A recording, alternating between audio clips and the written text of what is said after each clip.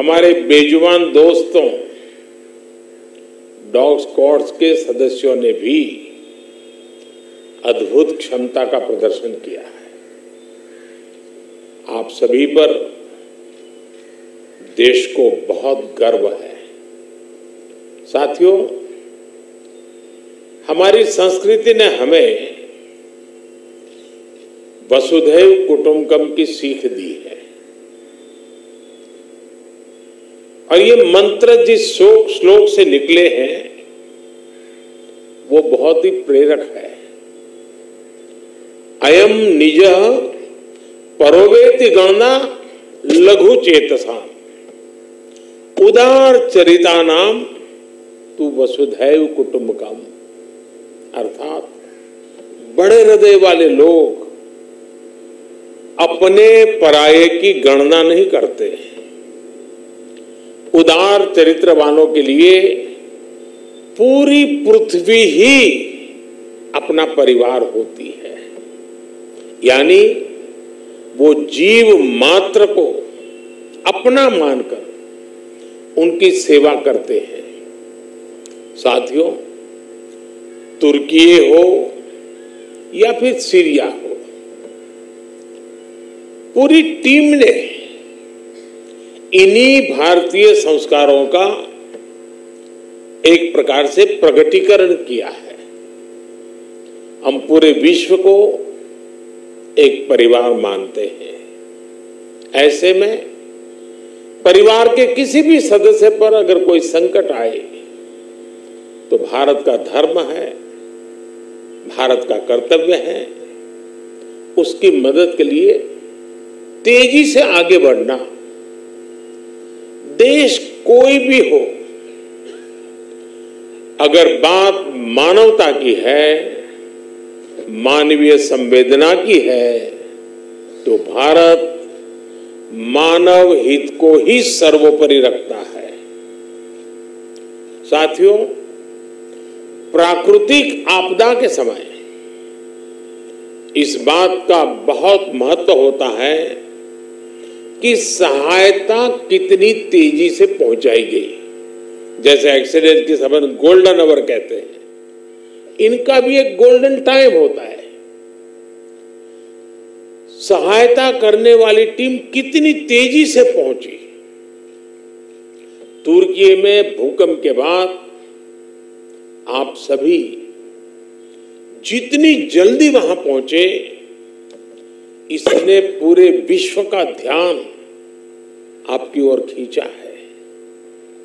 ये आपकी प्रिपेयर्डनेस को दिखाता है, आपकी ट्रेनिंग की कुशलता को दिखाता है। पूरे 10 दिनों तक जिस प्रकार आपने पूरी निष्ठा से वहां हर चुनौती का सामना करते हुए काम किया, वो वाकई प्रेरणादायक है। हम सभी ने वो तस्वीरें देखी है जब एक मां आपका माथा चूम करके आशीर्वाद दे रही है, जब मलबे के नीचे दबी मासूम जिंदगी आपके प्रयासों से फिर खिलखिला उठी। मलबे के बीच एक तरह से आप भी वहां मौत से मुकाबला कर रहे थे, लेकिन मैं ये भी कहूंगा कि वहां से आने वाली हर तस्वीर के साथ पूरा देश गर्व से भर रहा था। वहां गई भारतीय टीम ने प्रोफेशनलिज्म के साथ साथ मानवीय संवेदनाओं का भी जो समावेश किया है वो अतुलनीय है। ये तब और भी बहुत काम आता है जब व्यक्ति ट्रॉमा से गुजर रहा होता है, जो कोई अपना सब कुछ गंवाकर होश में आने की कोशिश कर रहा होता है। ऐसी परिस्थितियों में सेना के हॉस्पिटल और उसके हमारे कर्मियों ने जिस संवेदना से काम किया वो भी बहुत ही प्रशंसनीय है। साथियों, 2001 में जब गुजरात में भूकंप आया था और उसे पिछली शताब्दी का बहुत बड़ा भूकंप माना जाता था, ये तो उससे भी कई गुना बड़ा है। जब गुजरात का भूकंप आया तो मैं बहुत लंबे समय तक वहां एक वॉलंटियर के रूप में बचाव कार्यों में जुड़ा था। मलबा हटाने में जो दिक्कतें आती हैं, मलबे में लोगों को खोजना कितना मुश्किल होता है, खाने पीने की दिक्कत कितनी होती है, दवाइयों से लेकर अस्पताल की जो जरूरत होती है। और मैंने तो देखा था भूज का तो पूरा अस्पताल ही ध्वस्त हो गया था, यानी पूरी व्यवस्था ही तबाह हो चुकी थी। और उसका मुझे फर्स्ट हैंड एक्सपीरियंस रहा है। वैसे ही जब 1979 में गुजरात में ही मोरबी में मच्छू डैम जो बांध टूटा और पूरा गांव पानी से तबाह हो गया, पूरा शहर मोरबी तबाही मची थी, सैकड़ों लोग मारे गए थे। एक वॉलंटियर के रूप में तब भी मैं वहां महीनों तक रह करके ग्राउंड पे काम करता था।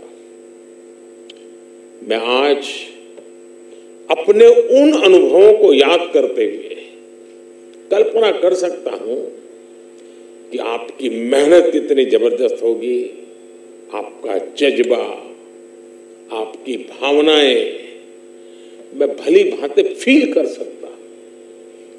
आप काम वहां करते थे, मैं यहां अनुभव करता था कैसे करते होंगे।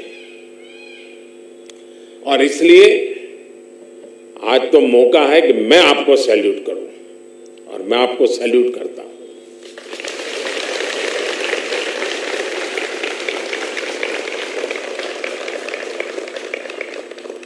साथियों, जब कोई अपनी मदद खुद कर सकता है तो आप उसे सेल्फ सफिशिएंट कह सकते हैं, लेकिन जब कोई दूसरों की मदद करने में सक्षम होता है तो वो सेल्फलेस होता है। ये बात व्यक्तियों पर ही नहीं बल्कि राष्ट्रों पर भी लागू होती है। इसलिए भारत ने बीते वर्षों में सेल्फ सफिशिएंसी के साथ साथ सेल्फलेसनेस की पहचान को भी सशक्त किया है। तिरंगा लेकर हम जहां भी पहुंचते हैं वहां एक आश्वासन मिल जाता है कि अब भारत की टीमें आ चुकी है, तो हालात ठीक होना शुरू हो जाएंगे। और जो सीरिया का उदाहरण बताया कि जो बक्से में जो ध्वज लगा था, बक्सा उल्टा था तो ऑरेंज कलर नीचे था, केसरिया रंग नीचे था, तो वहां के नागरिक ने उसको ठीक कर करके और गर्व से कहा कि मैं हिंदुस्तान के प्रति आदर से धन्यवाद करता हूं। तिरंगे की यही भूमिका हमने कुछ समय पहले यूक्रेन में भी देखी। जब भारतीय नागरिकों के साथ साथ संकट में फंसे अनेक देशों के साथियों के लिए भारत का तिरंगा ढाल बना। ऑपरेशन गंगा सबके लिए आशा बन करके उसने एक बहुत बड़ी एक मिसाल कायम की। अफगानिस्तान से भी बहुत ही विपरीत परिस्थितियों में हम अपनों को सकुशल लेकर के वापस आए। हमने ऑपरेशन देवी शक्ति चलाया। हमने यही कमिटमेंट कोरोना वैश्विक महामारी में देखा। अनिश्चितता भरे उस माहौल में भारत ने एक एक नागरिक को स्वदेश लाने का बीड़ा उठाया। हमने दूसरे देश के बहुत से लोगों की भी मदद की। ये भारत ही है जिसने दुनिया के सैकड़ों जरूरतमंद देशों को जरूरी दवाएं, वैक्सीन पहुंचाई।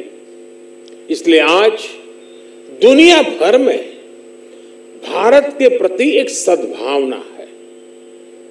साथियों, ऑपरेशन दोस्त मानवता के प्रति भारत के समर्पण और संकट में फंसे देशों की मदद के लिए तत्काल खड़े होने के हमारे कमिटमेंट को भी दर्शाता है।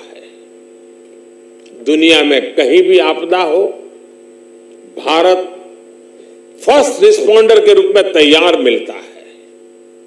नेपाल का भूकंप हो, मालदीव में, श्रीलंका में संकट आए हो, भारत सबसे पहले मदद के लिए आगे आया था।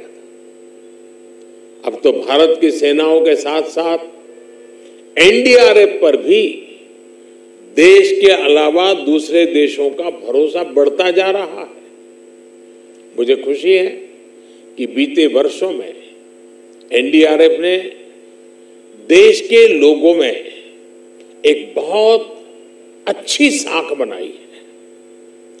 देश के लोग आपको देखकर ही कहीं पर भी संकट की संभावना हो, साइक्लोन हो, जब जैसे ही आपको देखते हैं तो आप पर विश्वास करना शुरू कर देते हैं, आपकी बात मानना शुरू कर देते हैं। संकट की किसी घड़ी में, चाहे वो साइक्लोन हो, बाढ़ हो या फिर भूकंप जैसी आपदा, जैसे ही एनडीआरएफ की वर्दी में आप और आपके साथी फील्ड पर पहुंचते हैं, लोगों की उम्मीद लौट आती है, विश्वास लौट आता है। ये अपने आप में बहुत बड़ी उपलब्धि है।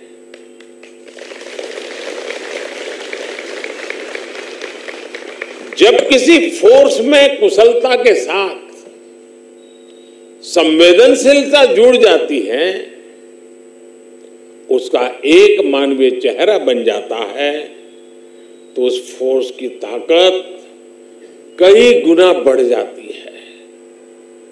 एनडीआरएफ की इसके लिए मैं विशेष रूप से प्रशंसा करूंगा। साथियों, आपकी तैयारियां को लेकर देश आश्वस्त है, लेकिन हमें यही नहीं रुकना है। हमें आपदा के समय राहत और बचाव के अपने सामर्थ्य को और अधिक बढ़ाना है। हमें दुनिया के सर्वश्रेष्ठ राहत और बचाव दल के रूप में अपनी पहचान को सशक्त करना होगा।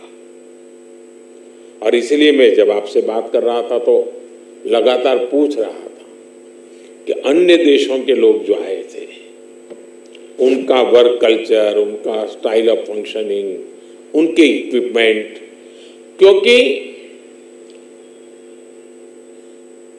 ट्रेनिंग जब फील्ड में काम में आती है तो शार्पनेस और बढ़ जाती है।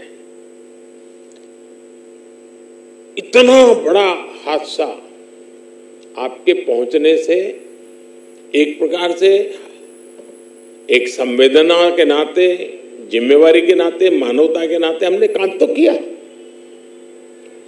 लेकिन हम बहुत कुछ सीख करके भी आए हैं, बहुत कुछ जान करके भी आए हैं। इतनी बड़ी भयानक कैलेमिटी के बीच में जब काम करते हैं तो 10 चीजें हम भी ऑब्जर्व करते हैं, सोचते हैं ऐसा ना होता तो अच्छा होता, ये करते तो अच्छा होता, वो ऐसा करता है, चलो मैं भी ऐसा करूं।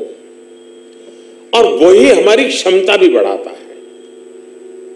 तो 10 दिवस तुर्की के लोगों के लिए तो हमारा दायित्व हम निभा रहे हैं, लेकिन वहां जो हमने सीखे हैं, पाए हैं, उसको हमने